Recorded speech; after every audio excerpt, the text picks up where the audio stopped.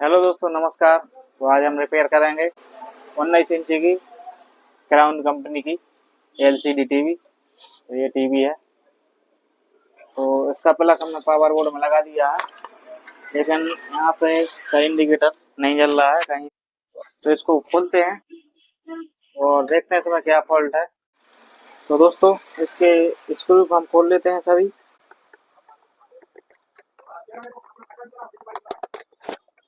इसमें 3 स्क्रू भी थे, तो मैंने खोल दिए हैं और शायद ये भी खोलने पड़ेंगे ऊपर के स्टैंड के नट।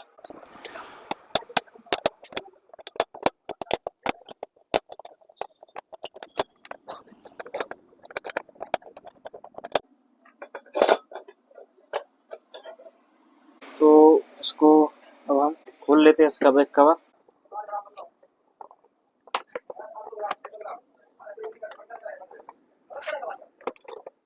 तो इस तरीके से ये खुल जाता है इसका कवर।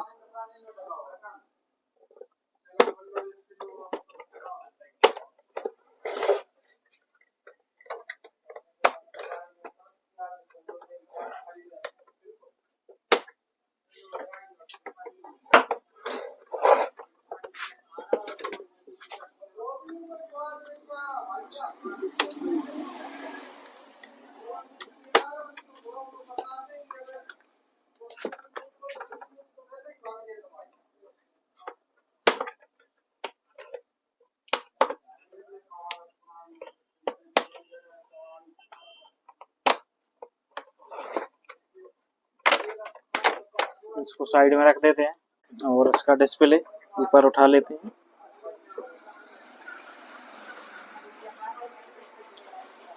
तो दोस्तों, इसका डिस्प्ले हम निकाल कर ही रख देते हैं। तो इसके हमने सभी पिन निकाल दिए हैं। इसमें यह एलसीडी जो इसमें लगी रहती है बैक लाइट, उसके पिन है। और यह है डिस्प्ले का LVDS केबल। इसको साइड में रख देते हैं और सुरक्षित रख देते हैं, कुछ लगे ना। तो यहाँ पे हम देखते हैं कि इसमें जो पावर सप्लाई है ये, इसको चेक करेंगे। तो हमने इसका प्लग सीरीज बोर्ड में लगा दिया है और सबसे पहले हम यहाँ पे इसका AC वोल्टेज चेक करेंगे। तो यहाँ पे हमने मल्टीमीटर ऑन कर लिया है और सबसे पहले हम इसका जो मेन लीड है वो चेक करेंगे। तो यहाँ पे मेन लीड के जो सॉकेट लगा हुआ है, यहाँ पे 2 पिन है, उस पे AC वोल्टेज चेक करेंगे।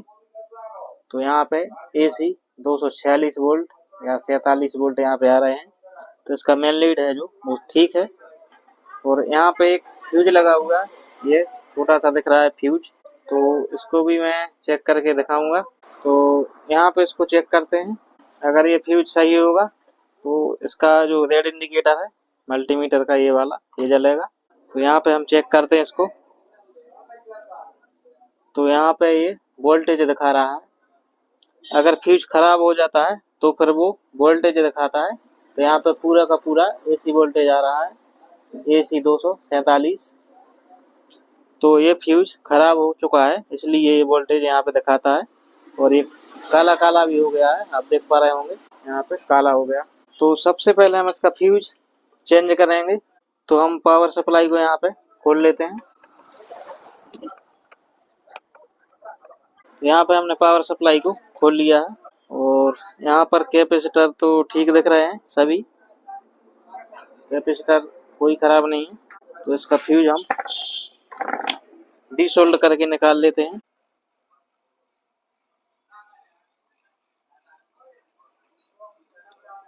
तो यहाँ पे ये फ्यूज है इसका। और अब मैं फिर से आपको चेक करके दिखाऊंगा। तो मल्टीमीटर मैंने यहाँ पे रख लिया और ये है फ्यूज। तो यहाँ मैं लगाऊंगा दोनों पिन। तो यहाँ पे कोई भी कंटिन्यूटी नहीं आ रही है।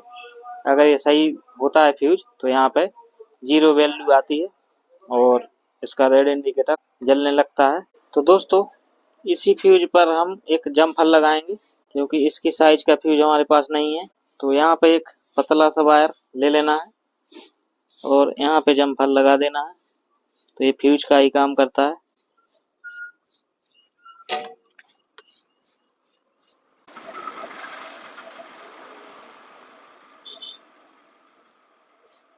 तो यहाँ पे मैंने जम्फर लगा दिया है फ्यूज के दोनों तरफ इस तरीके से आप जम्पर लगा सकते हैं और बचे हुए वायर को कट कर देते हैं।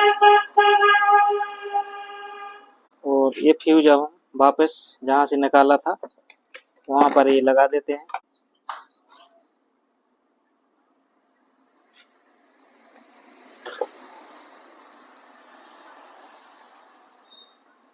और इस तरफ हम सोल्डरिंग कर देते हैं अच्छे तरीके से।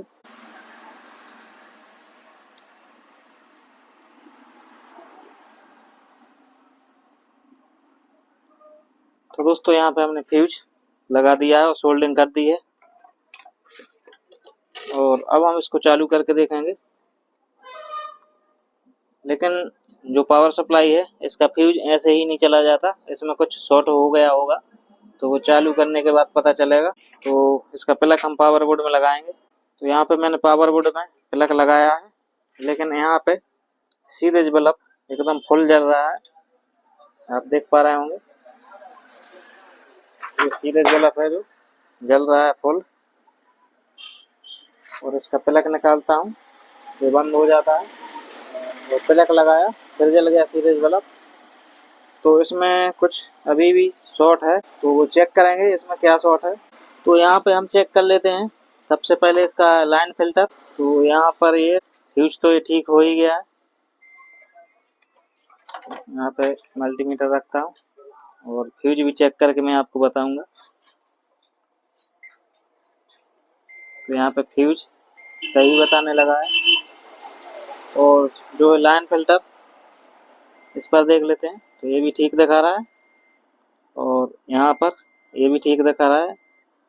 ये आपस में शॉर्ट नहीं दिखाना चाहिए, तो नहीं दिखा रहा है। अब हम कर लेते हैं यहाँ पर जो कैपेसिटर है, ये इसको चेक कर लेते हैं पलट करके। तो इसमें 330 वोल्ट आता है जब हम इसको चालू रखते हैं। तो अभी हम चेक कर लेते हैं इसको। तो यहाँ पे ये शॉर्ट दिखा रहा है और 0 वैल्यू दिखा रहा है। तो या तो इसका कैपेसिटर शॉर्ट है या फिर इसका ब्रिज शॉर्ट है, ये ब्रिज लगा हुआ है। तो सबसे पहले हम इसका जो ब्रिज है उसको डीसोल्ड करेंगे।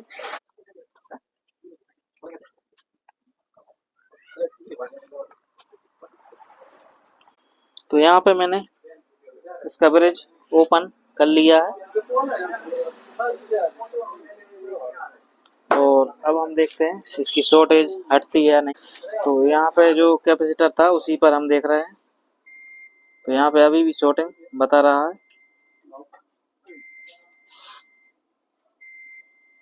तो इसका कैपेसिटर चेक कर लेते हैं निकाल के।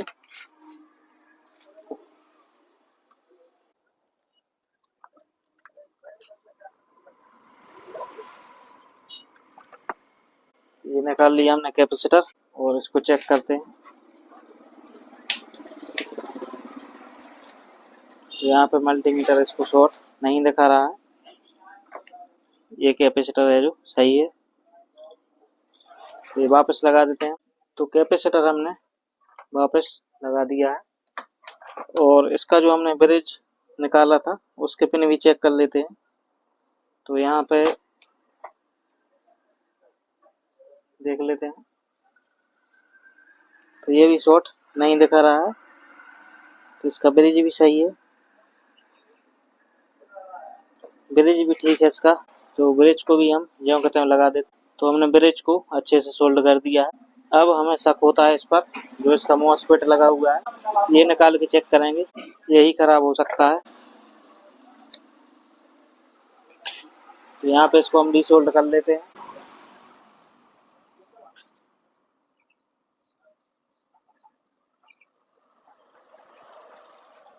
तो हमने ये निकाल लिया है और इसका नंबर भी मैं बता देता हूँ। तो ये इसका नंबर है। तो दोस्तों इसका हमने मॉसफेट निकाल लिया है, उसके बाद हम इसको चेक करते हैं और देखते हैं इसकी शॉर्टिंग हटती है या नहीं। तो यहाँ पर जहाँ पे कैपेसिटर लगा हुआ था मेन कैपेसिटर, वहाँ पे शॉर्टिंग इसकी आ रही थी। तो यहाँ पे मैंने मल्टीमीटर रखा है और यहाँ पर हम इसको चेक करते हैं। तो यहाँ की शॉर्टिंग अब हट चुकी है। तो इसका जो मॉसफेट था ये, तो ये शॉर्ट है। मैं आपको चेक करके ये दिखा देता हूँ। यहाँ पर रखते हैं इसको और मल्टीमीटर को यहाँ रखेंगे और यहाँ पे हम नेगेटिव पिन इसके पहले पिन पर लगाएंगे और पॉजिटिव से इसको चेक करेंगे। तो यहाँ पे आप देख पा रहे होंगे इसका रेड इंडिकेटर आ रहा है मल्टीमीटर का और इसका साउंड भी आ रहा है, एक बीप आ रही है जो दर्शाती है कि ये खराब है। और इस पर देखते हैं तो ये भी फुल शॉट बता रहा है बिल्कुल 0 वैल्यू के साथ। और पिन पलट के लगाएंगे तो यहाँ पर सभी पिनों पर ये 0 वैल्यू के साथ शॉर्ट दिखा रहा है। तो ये जो है ये शॉर्ट हो चुका है। तो यहाँ पे दूसरा हम लगा के देखते हैं सप्लाई चालू होती है या नहीं। तो दोस्तों यहाँ पर हम यूज करेंगे 4N65। तो ये भी लग जाता है। अगर आपको ये नंबर नहीं मिलता है तो ये नंबर लगा सकते हैं। ये लगा हुआ आता है कंपनी से दूसरी पावर सप्लाईयों में, मैंने देखा है। तो ये लगाएंगे हम। तो यहाँ पर हम ये लगाकर चेक करते हैं पावर सप्लाई चालू होती है या नहीं। अगर नहीं होती है तो फिर हम यहाँ पे पावर सप्लाई दूसरी चेंज करेंगे, क्योंकि और ऑप्शन इसके बाद बचता नहीं है। तो यहाँ पे हमने लगा दिया है और इसकी सोल्डरिंग कर देते हैं।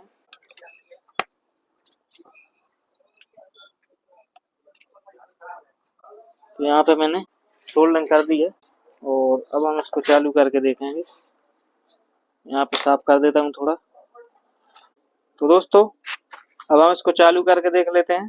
तो इसका प्लग हम सीरीज बोर्ड में लगा देते हैं और यहाँ पर आप देख पाएंगे कि रेड इंडिकेटर यहाँ पे जल रहा है। पावर सप्लाई इसका मतलब चालू हो चुकी है। और अब हम इसका वोल्टेज भी चेक करके आपको दिखाएंगे। तो मैंने मल्टीमीटर यहाँ रख लिया और इसके प्लस माइनस पर मैं आपको चेक करके दिखाता हूँ। तो यहाँ पे आप देख पाएंगे DC 12 वोल्टेज यहाँ पे आ रहा है, थोड़ा ज़्यादा है 12.58। तो अभी ये टीवी है जो स्टैंड बाय मोड से रिलीज नहीं हुई है, इसलिए थोड़ा इस पर वोल्टेज ज़्यादा दिखाएगा। और अगर इसको स्टैंड बाय मोड से रिलीज कर देंगे तो फिर इसका वोल्टेज 12 वोल्ट पर फिक्स हो जाएगा। तो यहाँ पे मैंने आपको वोल्टेज भी चेक करके दिखा दिया। अब हम इसकी फिटिंग कर लेते हैं पूरी डिस्प्ले लगा के और आपको चेक करके दिखाऊंगा मैं टीवी को। तो बने रहिए वीडियो पर। तो दोस्तों हमने फिटिंग कर दी है और इसमें ऑडियो वीडियो अच्छे से आ रहा है, आप देख पा रहे होंगे। तो आपको ये वीडियो कैसा लगा? वीडियो अच्छा लगा हो तो लाइक शेयर करें और चैनल पर नए हैं तो चैनल को सब्सक्राइब जरूर करें। साथ ही बेल नोटिफिकेशन को ऑल पर टैप करें ताकि आपको आने वाले सभी वीडियो का नोटिफिकेशन मिलता रहे। तो दोस्तों मिलते हैं किसी अगले वीडियो के साथ, तब तक के लिए नमस्कार, जय हिंद।